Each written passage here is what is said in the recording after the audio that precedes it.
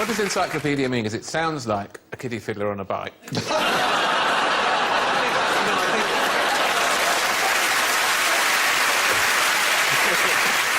The language is very tricky, I grant you. Could get an idiot into trouble.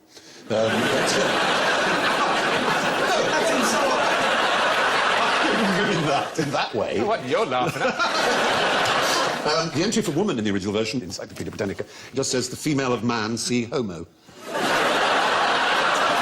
He will tell you everything you need to know. Because he's their best friend.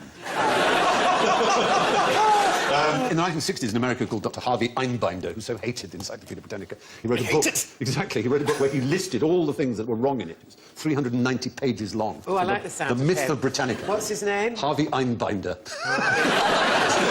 Does he only have one We binder? meet at last, Mr. Einbinder. He's a massive binder. Don't touch my binder! Maybe that's why he hated... This is the binder you see. Encyclopedia Britannica has 52 binders, and I only... Binder! He might have pronounced it Einbinder for all I know. Binder? Now, how was it composed? Who wrote the entries and articles?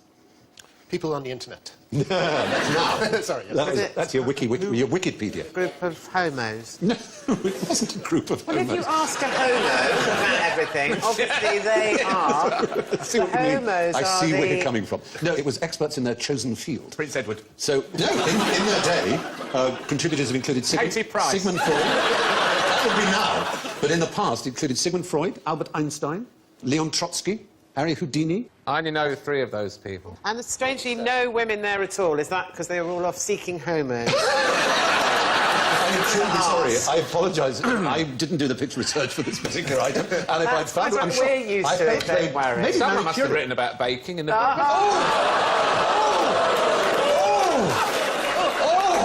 don't know if there's points given for bravery, but I think there's a certain... I have to respect that slightly, just in terms of... They're hiding in plain sight, you know. And maybe... I'd like to think Marie Curie had been asked to do one on Yes. radiation, for example.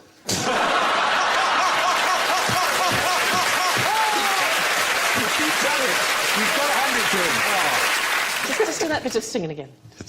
Just do that bit of singing again. Oh, igqirha lendlela umuqoqothwane. That's the See, song. you don't know me well, Trevor, but I'm on the turn, I'm telling you.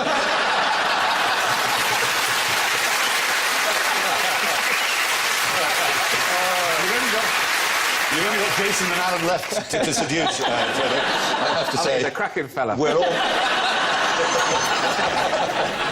So, now, I want you to take one of those each and tie yourselves together, as it were. This has gone quite dark. Yeah, it's just- Just me. It's like a party game in the 70s. So, put each one of those around your wrist. No, don't undo it. Well, I can't get Oh, my hand sorry. through that. Little cock grab, that is. Try with this one.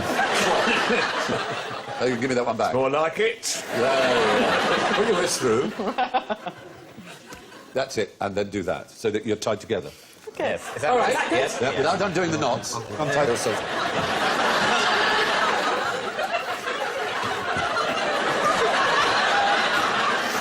Oh, I see. Don't turn around, don't turn around.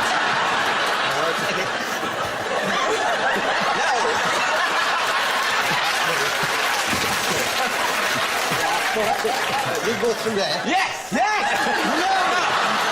Emphatically no! Completely not. Hang on.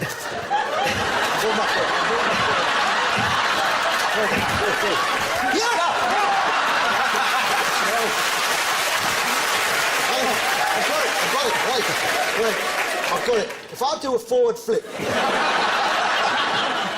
No. Right. Let's see if we can get... oh, I think technically you're now married. what? I'm coming down. I'm coming down. You two hold it for a second and watch, because I think Sue was on something. OK, this is what we did when we were regularly handcuffed together as children. You mustn't untie the knot, but... Ooh. Yay! Brilliant. So, moving on to self-knowledge. How do you know when you've had enough? Someone always tells me. It's literally, it's a tap on the shoulder, isn't it? Yeah, I think, Jimmy, It's the cold steel round both wrists. And the clanging of the door. And the one phone call. I've had enough. Who am I speaking to? This is... Oh, this is exciting. This is a remarkable substance. It's called polyethylene oxide. And it's very gloopy, and also it reacts rather excitedly under ultraviolet light. And Alan and Victoria got ultraviolet torches, and you can point them at it. And I think we might have some ultraviolet light in the Shall studio. I point them now, sir? Yes, please do. Oh, look, see? Ooh. Now, what I'm going to try and do, I'm going to stand up to do this. It's a very remarkable effect. The effect is when you pour it, if I get it at the right angle, it pulls itself out of the flask and into here. It flows uphill and out and down again. All right. There we go. It's pulling itself up, it's pulling itself up. You see what I mean? It's pulling itself up from the bottom. If you look at the top one, it's actually flowing uphill there. Did you see that? Wow. And then it thins out into a little trail of snot. I'll try this again.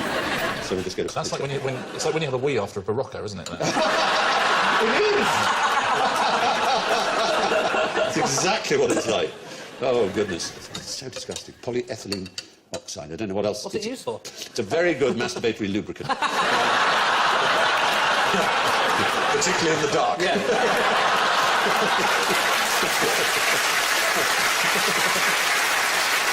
All right, we're It's a little bit trying. awkward getting two friends to hold the Isn't it? torch, though. Yeah, there we go. Clean itself up on that bit. Thank you. I was just keeping still. How hard is it to be a nude model?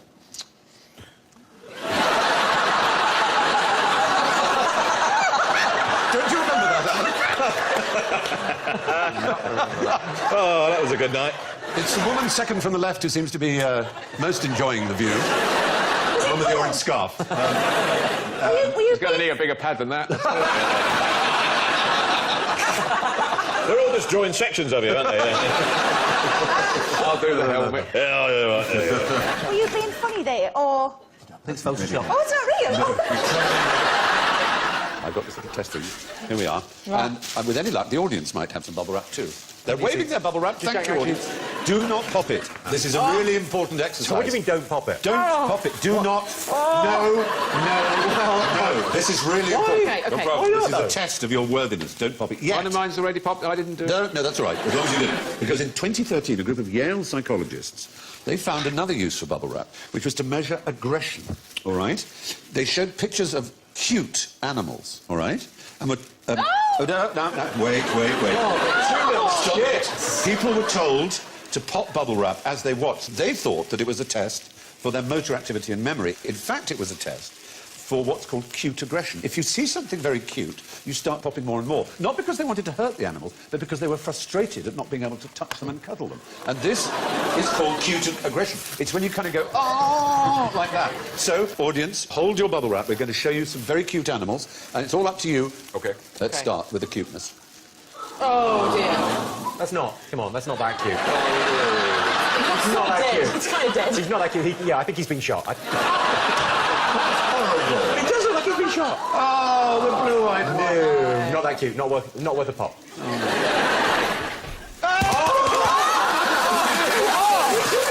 Yeah, that's getting close to the top. Look at his little eyes. I want a dog, and then I'm going to pop my load. That's the first time I've heard that phrase Yeah. since last night. That's That pretty was the cute. last one. Not cute, ginger. Now, how can you knock a building down with a feather? Like the Shard, for example. You could knock it down. I could knock it down if I prepared things correctly with a whisk of a feather. But not using any electronics. Very large feather. No, I've actually got the feather here that I'm going to use. It's nice and pink, so it stands out. That would be the feather I would use. Do you tickle the architect while he's doing plans so that they're all off like that? It falls out. And then they make it go. It didn't work. Stephen was tickling it with a feather. Cunning thought, but no, this is the existing standing Shard. And you could reduce that to rubble with a feather. Yeah. Shall I show you? I'll show you the principle. This is my little template to show me where I have to go. Let's see if I got them down. Here, and here's my big... Oh, here's my big load. Oops. Ready? There we go. Now, what we've got here is, in varying sizes, kind of dominoes, you can see. And the idea is that each one is just 1.5 times bigger than the one before it.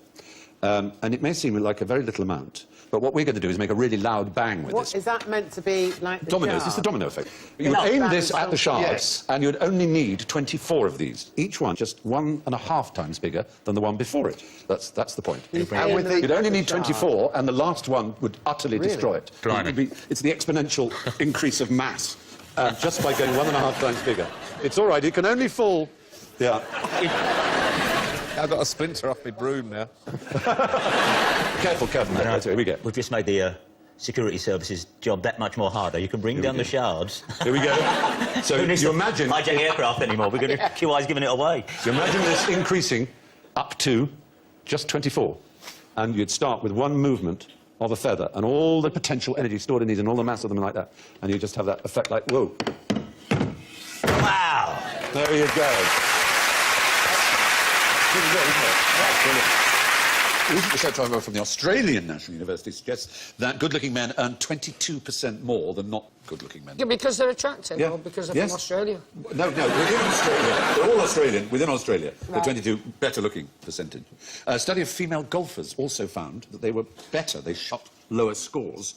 And the theory is that they were more likely to have offers of sponsorship and therefore just played that much harder, knowing how much money they would make. But surely it's about confidence as well. If you look in the mirror and you think, wow, I'm a dish, then you get out and I can play golf. Yeah, I suppose that's right. But if you look in the mirror and weep... And think what a... Well, I look in the mirror and I like it. Yeah, and so you bloody well should. I never look in a mirror. My partner's much taller than me and she put them all up, so I've never... I don't have mirrors, I have windows at street level and I just pretend I'm different people. I just walk past at the same time and go, looking good today. Let's get out to that meeting quick while I've got that nice suit on. I realise I'm wearing a bin bag. Now, we have a knick-knack exploding custard powder experiment. For something to explode, you need certain things. You need something to light, in this case, custard powder. You need something to light it with, and you need oxygen. But you need a little bit more than that, because if I try and light this custard powder, you will see... that nothing happens. The trick custard powder! It doesn't. The whole point is nothing happens. Nothing would happen with that. Because... I bet Heston could make it burn. He couldn't in this state. No? What you need in order to get something like custard or any powder, even metallic powder, to burn and really burn, is one of these ordinary, everyday objects like this. As you may see, I have a funnel, and I have some safety glasses to save my beautiful eyelashes, and I have a lighter. I miss Jacques Cousteau. And I have a pump. I have a pump. I have a pump that rather wants to fall over. So we'll raise this here. So it doesn't fall over. OK, now, what I'm going to do... I don't want to know what you're going to do. What I'm going to do is I'm going to pour the custard powder in this funnel, and I'm going to present a flame across it. Yes. Yes. Be afraid, be very afraid. Can I use Alan as a human No, shield? you're the shield! You're you! Oh, my God. There's flame. There's custard powder in there. I feel the need! The need for speed! All I need to do... Where are you going? Where the fuck am I?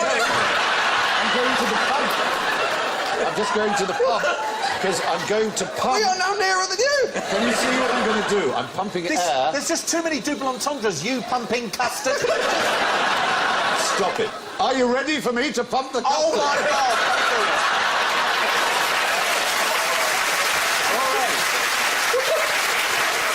Oh, God. Yes, I'm ready for you to pump your custard. I need a countdown from the audience. This is not how I wanted to go.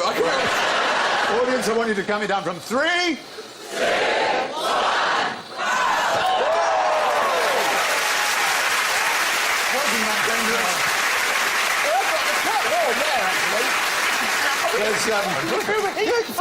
I've been sitting there. I could have been ignited. I could have been ignited. You could have been covered in hot custard. nobody knows what colour petrol is. Quite, exactly. Because it goes into you, can't see it. Yeah, that's right. They used to have colour. Who's always ever checked? Nobody's ever known what colour this is. They used to have pink or blue diesel, didn't they? For Yeah, red farmers. diesel. For Yeah, which farmers, you're not allowed to put in your car, and I don't. Yeah, quite right. Evading tax, Jeremy, it's a slippery slope. Go all right.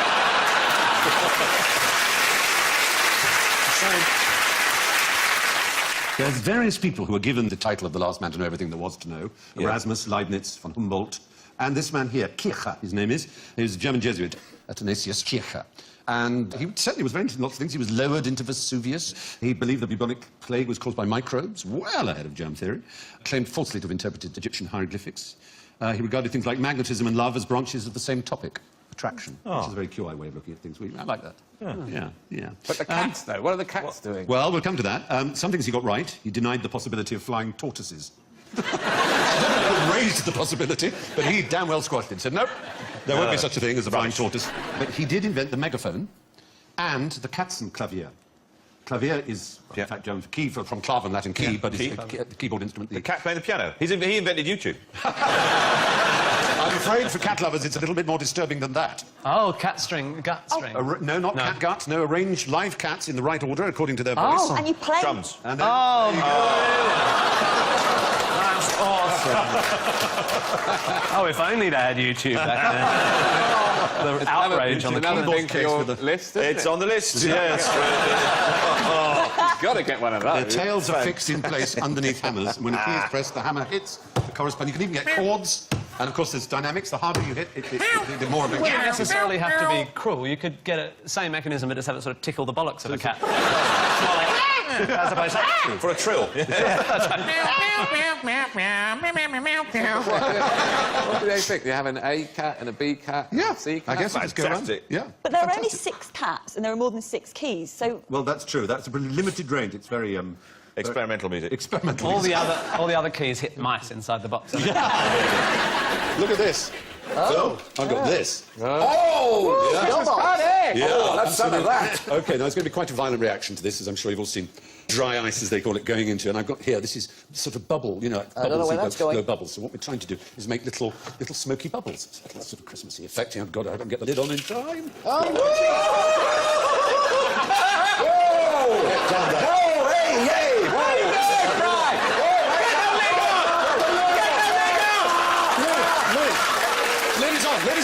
Lid is on. It's going everywhere! Bubbles! They're my little bubbles. Oh. There's one, look, big one. Pop it. Bing!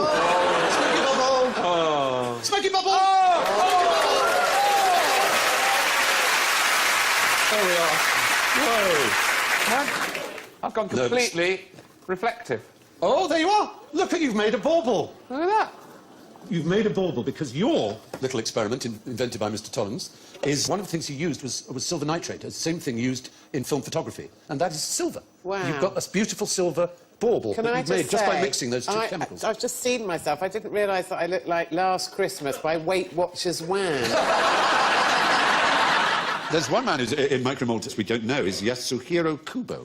And he's a Japanese skydiver who jumps out of a plane without a parachute and then collects it from a partner on the way down. And we don't know he's micromold because he's still alive. And it may be that he'll do 4,000 jumps and then die. Be a good dumb show. You could see if you see them falling, and then he goes over to the boat who gets the parachute, and you see the bloke go... I knew there was something.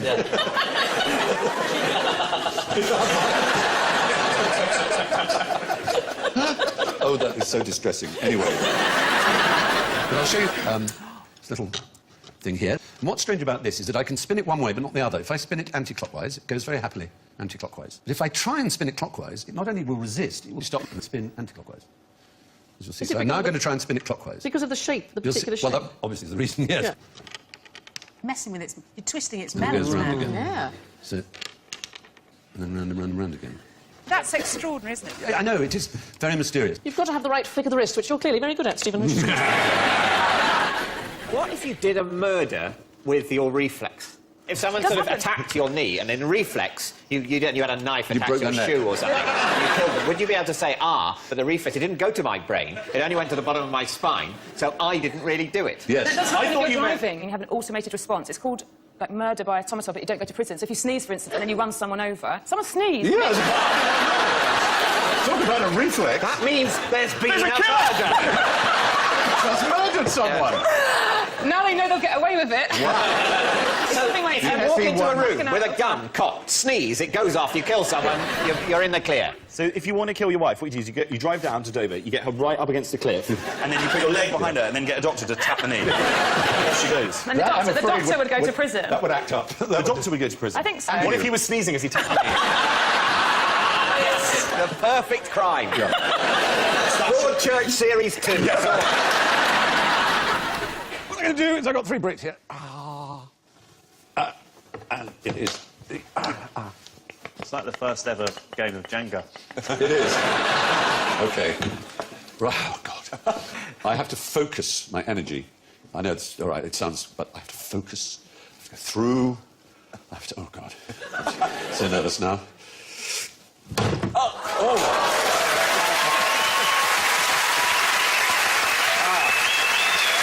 Give me that hole. Right side on wall. OK, but even more. I got another one here, and this time, in theory... You're going to do it with your penis. In theory here, ow. So choose top, middle or bottom? Middle. Oh, no. OK, I'll try and break just the middle, then. I bet you Chuck Norris is crapping himself. I'm going to try and break just the middle one. Again, this takes extreme focus and extreme pain. I just don't want to do this. You don't want to do it again.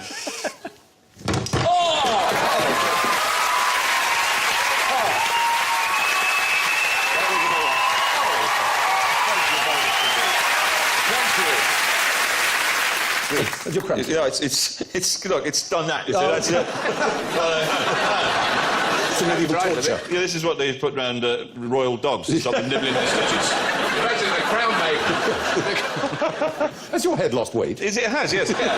It's lost even more hair than when we started. Sorry. Yes, I do apologise. It's just... You're welcome to take it off. We're going to need a bigger kick. You can abdicate. No, that's going to hurt. Just no. 2-year-old tailor clothes off. No, try and get it down the other way. Try and get it down the other way. So try and go through it? Yeah, try and go through it. I think this is... Come on, Bill. And that's the last we ever saw of him. That's not good. That's not a good look. I was thinking of Zoidberg from Futurama. Honestly, you look fine. You look fine. So like something out of Lord of the Rings now. I'm going to put this as my passport photo. What do you do? I'm a fighting king. What do you want? And now it's time for one of my knickknacks. Crikey, how did that get there?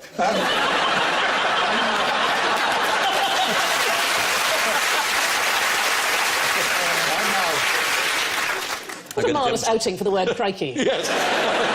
I'm going to demonstrate to you how a chain reaction takes place. Imagine these are little atoms.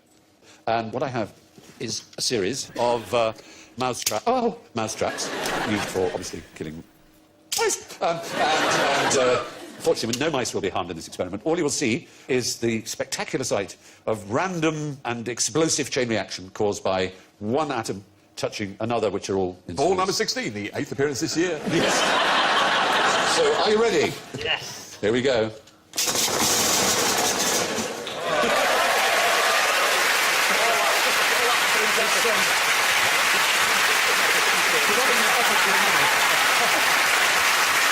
Good night.